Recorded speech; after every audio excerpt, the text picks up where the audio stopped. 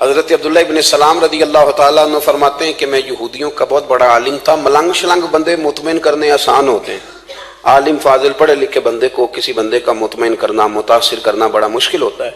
آپ فرماتے ہیں میں نبی کریم علیہ السلام کی بارگاہ میں پہلے دن گیا میں بحث کے ارادے سے، مناظرے کے ارادے سے، چونکہ یہودیوں کا عالم تھا. حضور اونٹنی پر تشریف فرما تھے.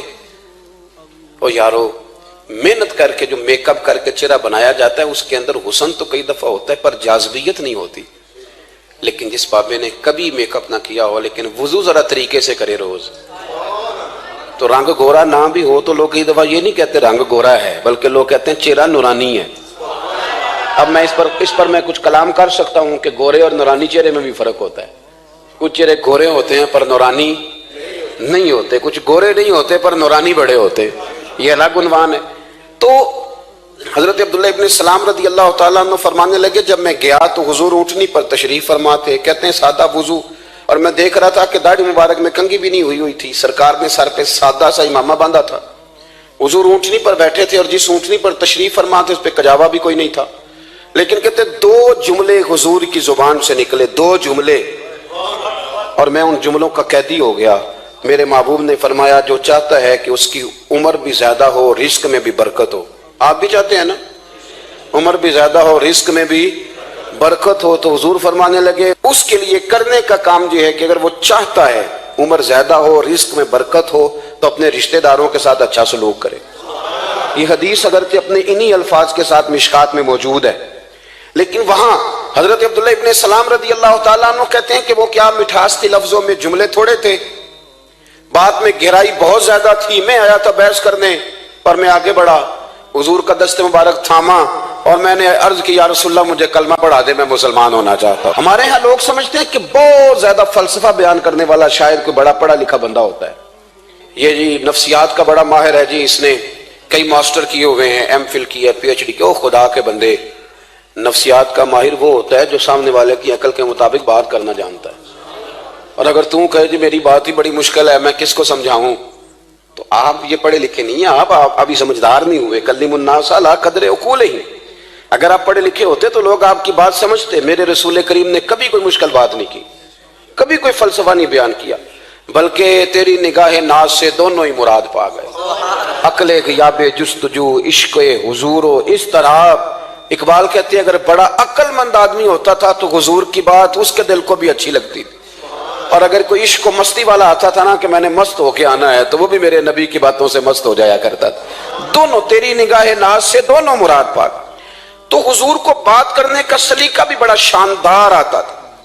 حضرت عائشہ صدیقہ رضی اللہ تعالیٰ عنہ فرماتی ہیں کہ نبی کریم صلی اللہ علیہ وسلم جب بات کرتے تھے تو اتنی دھیمی کرتے تھے، اتنی دھیرے میں کرتے تھے. میں تو چھوٹا آدمی ہوں، کسی بڑے بندے کو نصیحت بھی نہیں کر سکتا، ورنہ میں علماء سے تو نہیں لیکن جو طالب علم ہیں جن کا خیال ہے کہ شاید اور میرے پاس کچھ سیکھنے آئے ہوئے ہیں مدرسے کے، تو میں ان سے کہتا ہوں کہ وہ کیا خطابت ہوئی جس میں سامنے والے کو سمجھ ہی نہیں آئی آپ نے کیا کہا ہے. آپ اتنے جوش میں چلے گئے، کہتا جی وہ میرا عشق بڑا جوان تھا. تو میں نے کہا آپ کا عشق زیادہ جوان تھا، پھر رسول پاک کی سنت سے آگے نکل گیا ہے. اب ٹھہر ٹھہر کے بات کریں. آپ کی بات اگر سامنے والے کی سمجھ میں نہ آئی تو اس کا معنی کیا ہوا؟ اسی طرح سے ہماری نعت خوانی کا ماحول ہوتا ہے، 6 بندے نعت پڑھ رہے ہوتے ہیں، ایک سپیکر ادھر ہوتا ہے ایک ادھر ہوتا ہے، کوئی سمجھ نہیں آتی ہے کیا کہہ رہے ہیں. اور پھر اس کے ساتھ ساتھ وہ یہ بھی مطالبہ کر رہے ہوتے ہیں کہ ہاتھ بھی کھڑے کرو جنو جنو عشق کے. میں کہ انج نہیں کہی دا، ویسے تو کہہ چلو پڑھ لیں، ورنہ اگر آپ ایسے ہی استاد بائی پاس والے بیچارے کو تو ہارٹ اٹیک ہو جائے گا ہاتھ کھڑا کرے گا، ہے تو وہ بھی عاشق رسول ہی نا. لیکن یہ قسمیں نہ ڈالیں، یہ کوئی طریقہ ہی نہیں ہے، نہ کہیں دین اس کی اجازت دیتا ہے. ہم نے تو یہ سنا ہے کہ صحابہ کہتے ہیں جب اللہ کے حبیب گفتگو کرتے تھے تو ہم یوں بیٹھتے تھے کہ ہمارے سروں پہ پرندے بیٹھے ہو، تو حرکت بھی نہیں کرتے تھے. تو بہرحال جو بات عرض کرنی ہے اس پر غور کریں. جناب عائشہ صدیقہ کہتی ہیں ٹھہر ٹھہر کے بات کرتے آہستہ، اور یہ لفظ آپ کو یاد رکھنا ہے. سیدہ عائشہ صدیقہ کہتی ہیں جب حضور گفتگو کرتے تھے نا تو اگر ہم نبی پاک کے الفاظ کو گننا چاہتے تھے تو گن بھی سکتے تھے، گننا چاہتے تو گن بھی. ایک تو آپ کی جو سادگی ہوگی وہ اصل ہوگی، ملمہ سازی سے نکلیں. پہلے ہماری شادیوں پہ دلہا اور دلہن جاتے تھے بیوٹی پارلر، اب سارا خاندان جاتا ہے. اس میں حسن نہیں ہوتا، اس میں بے وقت ہو جاتا ہے آدمی. آپ کو جو رب کریم نے بنایا ہے اس سے زیادہ شاندار آپ کو کوئی بنا سکتا ہے؟ الذی خلقک فسواک فعدلک فی ای صورت ما شاء رکبک، اللہ فرماتے ہیں جو میں نے تیرا چہرہ بنایا ہے نا، یہ میری چاہت ہے، میں نے جیسا چاہا ہے تجھے بنایا ہے، تو مجھے تجھے وہ چہرہ پسند کیوں نہیں جو میرے رب نے بنایا ہے؟ یہ چاہت ہے الذی خلقک کا، جس نے تمہیں پیدا کیا، فسواک فعدلک، پھر ہموار کیا، پھر برابر کیا، اور فی ای صورت ما شاء رکبک، پھر جس صورت میں اس نے چاہا تجھے ترکیب کیا۔ تو پہلی بات، اور دوسری بات، گفتگو کریں تو ذرا تھوڑا سا نا موقع دیں کسی اور۔ کچھ لوگ ایسے ہوتے ہیں جن کے پاس آپ بیٹھیں تو بس وہی بولیں گے، آپ نہیں بول سکتے، اب وہی بات کریں، گفتگو کریں، معنی خیز کریں، اتنی باتیں نہ کریں کہ پھر آپ رہ جائیں، کم بات کریں، اور جتنی کریں وہ وزنی کریں، تاکہ آپ کی بات کا ایک خاص حجم ہو، ایک وقار ہو۔ اللہ کے محبوب بات کرتے تو اس بات کے اندر وزن ہوتا، وقار ہوتا۔ ہمارے صاحب رحمۃ اللہ علیہ ہمیں اکثر حکم دیتے تھے تقریر تھوڑی کرنا، نعت کے 2-3 شعر پڑھنا، تو میں نے ایک دن عرض کی حضور کیوں؟ فرمانے لگے اللہ رسول کی بات کو بے وقت نہ کر دینا کہ لوگ سننا نہ چاہیں اور تم جبرن سناؤ۔ فرمایا رنگ اس طرح کا ہونا چاہیے کہ لوگوں میں دلچسپی ابھی ہو اور بات ختم ہو جائے، اس کو بے وقت کر دینا ہے کہ زبردستی آپ۔ تو اچھی گفتگو کریں، معنی خیز سنیں۔ ایک حدیث پاک حضرت ابو بردہ رضی اللہ تعالیٰ ایک صحابی ہیں، البدایہ والنہایہ میں روایت آپ کو ملے گی۔ وہ کہتا ہے میرا اپنی بیوی سے اختلاف ہو گیا۔ بیوی سے جب بندہ راضی ہوتا ہے تو بڑا ہی راضی ہوتا ہے، پھر وہ کہتا ہے کہ جیسی میری ہے ویسی کسی کی بھی نہیں، اور جب ہوتا ہے نا ناراض تو پھر وہ منگنی سے کہانی شروع کرتا ہے کہ جب میری منگنی ہوئی تھی تو تیرے چاچے نے مجھے گورا تھا، اور پھر وہ دن جب رکھے تھے اس دن جو کام ہوا تھا اس کا بھی ذکر۔ اب اختلاف جو ہو گیا، اور جب آپ کسی سے ناراض ہوتے ہیں پھر اس کی خامیاں ساری سامنے آ جاتی ہیں۔ پھر وہ کہتا ہے شادی والے دن تیرے ابے نے صحیح سلوک نہیں کیا، یہ جو مجھے کپڑے دیے تھے جو کو پہننے والے تو نہیں نا، تو میری اماں۔ اب اختلاف ہو گیا۔ اب ہم کیا کرتے ہیں، جو قریب والے لوگ ہوتے ہیں وہ اس پر تھوڑا تیل اور ڈالتے ہیں، وہ کہتے ہیں نہیں تینوں تو پتہ ہی نہیں، مجھے تین بڑیاں گلاں دا پتہ ہی نہیں، تو تے شادی تو 15 دن بعد سعودی عرب ٹر گیا ساڑھے کو سن کہانیاں، ہم تمہیں بتاتے ہیں تاکہ تباہی اور اترے۔ اس طرح نہ کریں، آپ ایک آدھ بات کہہ کے چلے جاتے ہیں، ان بیچاروں نے اکٹھے رہنا ہوتا ہے، ان کی زندگی دوزخ بنی رہتی ہے، ان کو قریب کریں۔ اللہ کے رسول تو کسی کا نکاح کرتے تھے تو میاں بیوی کے درمیان محبت کی دعا فرماتے تھے۔ تو وہ صحابی آئے تو اپنی بیوی سے ناراض تھے، تو انہوں نے اب بات شروع کر دی، کہنے لگے یہ بھی کرتی ہے، یہ بھی کرتی ہے، یہ بھی کرتی ہے، یہ بھی غلطی ہے، یہ بھی غلطی ہے، یہ بھی کوتاہی ہے، بڑی باتیں سنائیں۔ اللہ نے کان کتنے دیے اور زبان، اس کا مطلب ہے سنگل بولنا چاہیے اور ڈبل سننا چاہیے۔ اب جتنا بولتے ہیں اس سے ڈبل سننے کا مزاج بنائیں، کیونکہ کان اللہ نے 2 دی اور زبان سنگل بولیں اور ڈبل سنیں۔ حضور سنتے رہے، بلکہ حضرت ابو بردہ رضی اللہ تعالیٰ عنہ کہتے ہیں میرے محبوب نے نا تکیہ منگا لیا، ٹیک لگا لی۔ کئی لوگ کہتے ہیں نا جی ڈاکٹر نے میری بات تو پوری سنی کوئی نہیں، تو جب تک پوری سنی نہ جائے بعض بندوں کو تسلی نہیں ہوتی، پورا وقت دیا۔ وہ کہتے ہیں جتنا میرے اندر غبار تھا سارا میں نے نکالا، اور میں نے ثابت کر دیا کہ میری بیوی میں یہ بھی کمزوری ہے، یہ بھی کمزوری ہے، یہ بھی کمزوری ہے۔ کہتے ہیں جب میں تھک گیا نا باتیں کر کر کے اور باتیں ختم ہو گئیں تو حضور ہلکا سا مسکرائے، پھر پہلی نظر ہی لوٹ لے ماہی تیرے ہار شنگاراں۔ کہتے ہیں حضور ہلکا سا مسکرائے زیر لب اور فرمانے لگے کہ تیری بات ختم ہو گئی ہے تو ایک میں بھی کر لوں۔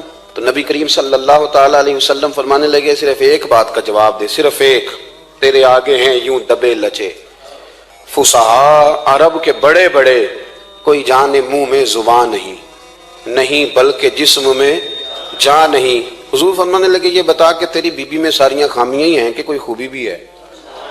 بھائی اتنا جواب دے دے، زیادہ لمبی چوڑی بات نہیں۔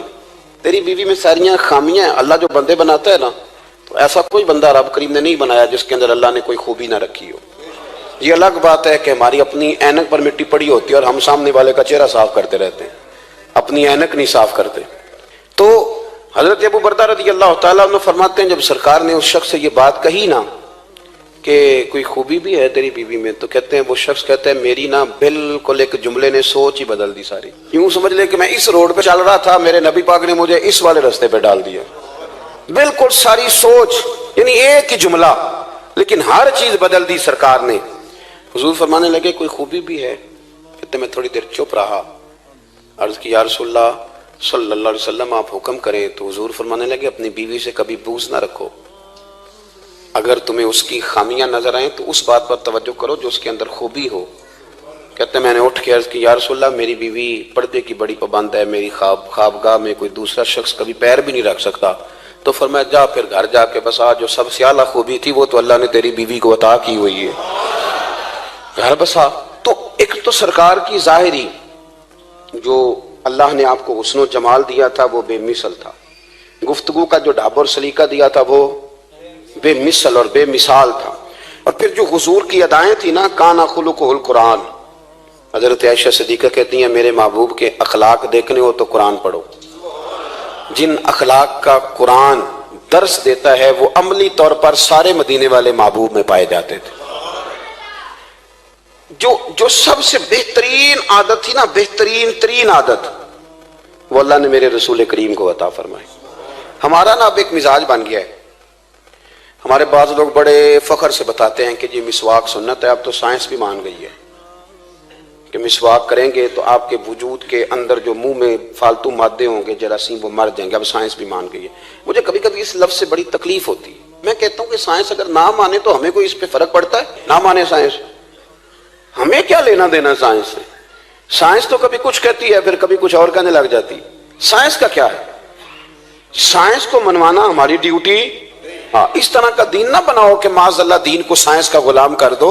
سائنس کل بھی رسول اللہ کی غلام تھی، آج بھی میرے نبی پاک کی غلام ہے۔ تو حضور کی جتنی ادائیں ہیں، جتنی، ایک کدو شریف ہے، حضور نے کدو استعمال فرمایا ہے۔ آپ چلے جائیں کسی بھی جگہ پہ، جس بندے کو بہت زیادہ بلڈ پریشر کا مسئلہ ہونا تو اب اس کو ڈاکٹر کہتے ہیں کہ کدو ملے تو اس کو استعمال کراؤ۔ تیزابیت حد درجے اختیار کر جائے اور اندر کا نظام سارا درم برم ہو جائے تو اس کو کدو استعمال کراؤ۔ اور آپ اس کی خاصیت دیکھ لیں، تمام سبزیوں میں سے تحقیق بھی سب سے زیادہ اسی پہ ہوتی ہے۔ میرے رسول پاک کا ایک طریقہ مبارک ہے، اور صحابہ کے اگرچہ سید الطعام گوشت ہے، کانوں کا سردار اسے کہا گیا، لیکن حضرت انس بن مالک رضی اللہ تعالیٰ عنہ فرماتے ہیں کہ درزی نے نبی پاک کی دعوت پکائی تھی، وہ درزی تھا، کپڑے سیتا تھا۔ آپ فرماتے ہیں کہ میں حضور کے ساتھ اس درزی کے گھر گیا تو گوشت اور کدو پکا ہوا تھا۔ فرماتے ہیں اگرچہ سردار گوشت ہی ہے پر نبی کریم نے نا گوشت کے ٹکڑے ہٹا کے نا تو اندر سے کدو نکال کے کھایا۔ حضرت انس بن مالک کہتے ہیں مجھے کدو پسند نہیں تو میں نے کبھی نہیں کھایا تھا، گھر میں ہوتا تو میں جھگڑا کرتا، پر آج حضور کی رغبت دیکھی نا تو کل نہیں پسند تھا پر ابھی مجھے کدو بڑا پسند ہو گیا، مجھے کدو شریف سے پیار ہو گیا۔ جو اعلیٰ ترین چیزیں تھیں وہ نبی پاک نے استعمال فرمائی، اعلیٰ ترین۔ زیتون کی افادیت کبھی کم ہوئی ہے 1400 سالوں میں؟ کبھی کسی نے کہا ہو کہ زیتون استعمال نہ کرو؟ کبھی اس کی افادیت میں؟ یہ امامہ میرے نبی پاک کی سنت ہے، سارے پڑھیے صلی اللہ، حضور کی سنت ہے نا یہ۔ کبھی کوئی بندہ ایسا آپ کو ملا ہو کہ اس نے امامہ باندھا ہو تو کسی نے کہا ہو رہن دے یار تینوں سونا نہیں لگتا؟ بندے سارے سونے تے نہیں نہ ہوندے، میری بات کی سمجھ آ رہی ہے؟ لیکن امامہ کبھی کوئی آپ کو ملے گا ہی نہیں کہ اس بندے کے مزاج کے ساتھ یہ فٹ یا اس کے چہرے کے ساتھ یہ فٹ۔ اینک آپ لے لیں بازار سے، چھوٹی بھی ملتی ہے بڑی بھی ملتی ہے، کچھ لوگوں کے چہرے پہ کچھ چیزیں نہیں سیٹ ہوتی، فٹ نہیں ہوتی، لیکن یہ سرکار کی چونکہ سنت ہے اور اس کا اعزاز یہ ہے کہ نبی پاک نے فرمایا جمعے والے دن امامہ باندھ کے آیا کرو، جمعے والے دن امامہ باندھ کے آیا کرو۔ جو لوگ جمعے والے دن امامہ باندھ کے آتے ہیں اللہ کے فرشتے ان پر درود بھیجتے ہیں، لیکن امامہ شریف ہونا چاہیے، اپنی مرضی کا رومال نہ باندھ لیں، کم از کم 3.5 گز ہو اور ٹوپی کے اوپر باندھا گیا ہو، اپنی مرضی کا طریقہ نہیں اختیار کریں، وہ جو شریعت نے حدود بیان کی ہیں اس کے مطابق چلیں۔ میری بات کی سمجھ آ رہی ہے؟ تو جو بات میں نے چھیڑی ہے وہ یہ ہے کہ اللہ کے محبوب رب کریم کی دلیل ہے۔ جتنا کائنات کے اندر حسن کوئی بندہ تلاش کرنا چاہے گا وہ مجبور ہو جائے گا اور اسے دروازہ رسول پہ جانا ہی پڑے گا، اسے نبی پاک کے دروازے پر اسے جانا پڑے۔ ہم کوشش بڑی کرتی ہیں سونے لگنے کی، بڑے بڑے لوگ روپ دھارتے ہیں بیچارے، بڑا کچھ کرتے ہیں، لیکن آپ کو لوگ سونا کہیں گے، نورانی نہیں کہیں گے۔ مجھے بڑی کر لیں، داڑھی روز بنائیں بے شک، لیکن فطرت داڑھی ہے، حسن ناراض ہو گیا۔ اور داڑھی بڑی سمجھدار ہے، کبھی عورت کے منہ پہ نہیں آتی، آتی مرد کے منہ پہ ہے، مرد کے منہ پہ داڑھی آتی۔ چلے میں کوئی بات نہیں کرتا ورنہ میں تو حنفی ہوں، میرے امام صاحب تو اس بندے کی گواہی قبول نہیں کرتے جس نے داڑھی نہ رکھی ہو، وہ کہتے ہیں اس کی شہادت کچہری میں قابل قبول نہیں ہے، وہ تو قبول نہیں کرتے اس کی شہادت کو بھی۔ اب چلیں عوام سے ڈرتے ڈرتے کئی دفعہ کچھ باتیں نہیں بتائی جاتی پر باتیں ہیں تو صحیح نا۔ ایک بندے نے داڑھی منڈائی تھی تو جناب عمر نے مدینے سے بھی نکال دیا تھا۔ ان سانو کانے کوئی کہہ گیا کہ چنگی طرح نیک ہوے گا تاں رکھی تے روٹی ادن کھائی ہاں جدن چنگی طرح نیک ہو جائے گا، اس سے پہلے کیوں کھاتے ہو؟ یہ قسم اٹھاؤ کہ پیسے اس دن پکڑنے ہاتھ میں جس دن چنگی طرح نیک ہونا ہے. کچھ لوگ کہتے ہیں میں اندر سے ٹھیک نہیں. تو اندر سے ٹھیک ہونا تیری ڈیوٹی نہیں، ظاہر ٹھیک کرنا تیری ڈیوٹی ہے، باطن تو رب کریم اپنی رحمت سے درست فرمایا کرتا ہے. تو جو تیرے ذمہ لگایا اللہ نے وہ تو کرنا، جو تیرے اللہ نے. ظاہری صورت سے ہوتا کیا ہے، سنو کیا ہوتا ہے. مولانا رومی نے لکھا ہے حضرت موسیٰ علیہ السلام کے زمانہ مبارکہ میں ایک شخص تھا تو حضرت موسیٰ علیہ السلام کی نقلیں اتارتا تھا. آپ کتنا لمبا کرتا پہنتا تھا، ہاتھ میں چھڑی پکڑتا تھا، تھوڑا غصے سے بولتا تھا، معاذ اللہ نقل اتارتا تھا. جناب موسیٰ کلیم اللہ علیہ السلام کی قوم کا جب غلبہ ہوا تو انہوں نے نکال دیا اس کو. تو نقلیں اتارتا ہے، وہ نکل گیا، شہر سے باہر نکال دیا. حضرت موسیٰ کلیم کہتے ہیں میں ایک دن کوہ طور پہ گیا ہوا تھا تو رب کریم نے مجھ سے فرمایا کہ فلاں جگہ فلاں درخت کے نیچے میرا ایک دوست انتقال کر گیا ہے، اسے اٹھائیے، غسل دیجیے، کفن دیجیے، جو اس دور کا طریقہ تھا، تدفین کر دیں. حضرت کلیم علیہ السلام فرماتے ہیں میں اپنے حواریوں سمیت پہنچا، جب بندے کا چہرہ دیکھا تو حیران ہو گیا، یہ تو نقلیں اتارنے والا ہے، تو نقلیں اتارنے والا ہے. پر اللہ کے نبی رب کریم کے حکم کے آگے لا تو لا اللہ نہیں کرتے. یہ نہیں کہتے کہ میری عقل میں نہیں آ رہا. اٹھایا، غسل دیا، کفن دیا، تدفین کر دی اس کو. جب دفن ہو گیا حضرت موسیٰ علیہ السلام کوہ طور پہ حاضر خدمت ہوئے اور بارگاہ عالی مرتبت میں عرض کرنے کہ مالک تو بے نیاز ہے، چارہ سوال تو نہیں، پر اپنی تسلی کے لیے مالک یہ فرمائیے کہ وہ تو نقلیں اتارتا تھا. تو رب کریم نے فرمایا موسیٰ بات یہی ہے، پر میں نے اسے نا مرتے وقت ایمان نصیب کر دیا. وہ آپ کا کلمہ پڑھ کے دنیا سے گیا ہے اور توبہ کر کے گیا ہے، تو مالک اتنی کرم نوازی کیوں ہوئی؟ تو رب کریم نے فرمایا موسیٰ جب وہ تیری طرح بن سور کے نکلتا تھا نا، تیری ادائیں اپناتا تھا تو مجھے پیارا ہی بڑا لگتا تھا، وہ پیارا لگتا تھا. یارو دیکھو نا ترمذی شریف میں حدیث ہے، میرے رسول پاک علیہ السلام نے فرمایا میرا امتی جب سفید داڑھی لے کے قبر میں جائے گا نا، داڑھی اور وہ بھی سفید، تو رب فرشتوں سے فرمائے گا اسے عذاب نہ دینا، یہ میرے محبوب کی سنت سفید داڑھی لے کے آگے، مجھے شرم آتی ہے اسے عذاب دیتے. آپ بات کو سمجھے کہ یہ حضور کی سنت کا اعزاز جو اللہ کی بارگاہ میں، رب کے حضور جو سنت کا اعزاز اس لیے کہ کائنات میں سب سے اعلیٰ ترین جو کام تھا وہ کیا ہی میرے مصطفیٰ کریم نے. اعلیٰ ترین عمل نبی پاک، اعلیٰ ترین، اور طریقہ مبارکہ میں حسن اور جاذبیت. اور آپ اندازہ کر لیں ہم لوگ پٹری سے اتر جاتے ہیں، مرضی کرتے ہیں، ہمارا مزاج ہے جتنا مرضی کو کہے کہ الکوہل والی خوشبو استعمال نہ کریں، پر ہم کوئی نہ کوئی دلیل نکال کے لے ہی آتے ہیں. لیکن خوشبو اس دور میں بھی اتنی بکتی ہے جس کی حد نہیں، اور لوگ اپنی اپنی ضرورت کے لیے اس کو استعمال ہے. ان 1400 سالوں میں 1450 سالوں میں ایک دفعہ بھی ایسا نہیں ہوا کہ یہ کاروبار کہیں ٹھنڈا ہوا ہو. حرم شریف اللہ آپ کو لے جائے تو مسجد نبی میں سونے کی دکان کے ساتھ خوشبو والی دکان ہوتی، یعنی اتنا مہنگا کاروبار ہے کہ جتنا کرایہ سونے کی دکان والا دے رہا ہے اتنا ہی خوشبو کی دکان والا دے رہا ہے. اتنا مہنگا یہ کاروبار ہے. ایک دن بھی اس کام کی اہمیت کم نہیں ہوئی. اور رسول کریم نے کیا فرمایا؟ صحابہ کہتے ہیں 3 چیزوں سے کبھی منع نہیں کرتے تھے. کوئی تکیہ دیتا تھا تو قبول کرتے تھے، کوئی بندہ اگر حضور کو دودھ پیش کرتا تھا تو نبی پاک قبول کرتے تھے، اور اگر کوئی شخص حضور کو خوشبو دیتا نا تو حضور جلدی قبول فرماتے تھے. یہ مزاج تھا. تو جو اعلیٰ ترین چیزیں تھیں ان کو میرے رسول کریم صلی اللہ علیہ وسلم نے کیا، ہمیں کر کے دکھایا. ہمارا ظاہری حلیہ آج بھی اہل عرب لمبا کرتا پہنتے ہیں. آپ لمبا کرتا پہن لیں، حیا کے زیادہ قریب ہے. کھلا لباس حضور پسند کرتے تھے، یہ شرم و حیا کے زیادہ قریب ہے. اس کے اندر انسان کا پردہ زیادہ ہے. وہ ساری اعلیٰ قسم کی صفات جن سے ایک آدمی متصف ہو سکتا ہے اور اپنے آپ کو سجا سکتا ہے، اپنے معاملات کو ٹھیک کر سکتا ہے، وہ ساری رسول پاک نے ہمیں عطا فرمائی. ایک حضور کا طریقہ مبارکہ تھا کہ سامنے والے جتنے لوگ حضور کے دائیں بائیں رہتے تھے ان کا خیال کرتے تھے. ہم تو خیال رکھواتے ہیں نا اپنا کہ سارے مل کے میری عزت نہیں کرتا، تو میری. تو میں کہتا ہوں کہ یہ تو یہاں اپنی عزت کی بھیک مانگی ہے یا اپنے لڑائی کر کے عزت لی ہے. ایسا نہ کریں. آپ عزت دینی شروع کر دیں، اللہ آپ کو سکون عطا کر دے. آپ احساس کریں دوسروں کا. حضور نہ شدت کے ساتھ، یہ اعلیٰ سنت ہے میرے نبی پاک کی صلی اللہ ہو، سارے پڑھیے درود شریف صلی اللہ ہو. یہ اعلیٰ سنت ہے. آپ دیکھیں نا بخاری مسلم میں موجود ہے. حضور فرماتے ہیں میرا دل چاہتا ہے میں لمبی نماز پڑھاؤں، لمبی نماز پڑھاؤں، دل میرا چاہتا ہے. لیکن فرمایا جب میں دیکھتا ہوں نا کہ پیچھے بچے بھی کھڑے ہیں، بوڑھے بھی کھڑے ہیں، بیمار بھی کھڑے ہیں، تو گویا حضور فرمانے لگے میں بندوں کا احساس کر کے رب کی نماز چھوٹی کر دیتا ہوں. میں مختصر پڑھاتا ہوں. اور مسند امام احمد بن حنبل میں حدیث کے لفظ ہیں کہ اگر کوئی نبی پاک کا انتظار کر رہا ہوتا تھا تو نماز مختصر پڑھتے تھے اور اس کو فارغ کر کے بھی لمبی نماز پڑھتے. ایسا نہیں کہ اب آئے ہیں 4-5 لوگ تو ان کو پتہ چل جائے کہ حضرت جی بڑی تگڑی نماز پڑھتے ہیں, بڑے صوفی صافی آدمی, یہ نہیں. بلکہ مسند امام احمد بن حنبل میں تو وہ خوبصورت حدیث موجود ہے. سیدنا بلال حبشی رضی اللہ تعالیٰ عنہ فرماتے ہیں کہ میں نے عصر کی نماز کے لیے اقامت پڑھ دی تھی, حضور مصلی امامت پر تشریف لے گئے تھے, ایک یہودی کا غلام آیا اور اس نے آ کے عرض کی یا رسول اللہ میں بڑی مشکل میں ہوں, اگر آپ چلیں تو میرا مسئلہ حل ہو سکتا ہے, میرا مسئلہ حل ہو جائے گا. تو حضور کے احساس کی شدت کا یہ حال تھا کہ نبی کریم نے نمازیوں سے فرمایا تم بیٹھ جاؤ, میں پہلے اس کا کام کر کے آتا ہوں. خدا کے بندے تو ہیں ہزاروں, بنو میں پھرتے ہیں مارے مارے, میں اس کا بندہ بنوں گا جس کو خدا کے بندوں سے پیار.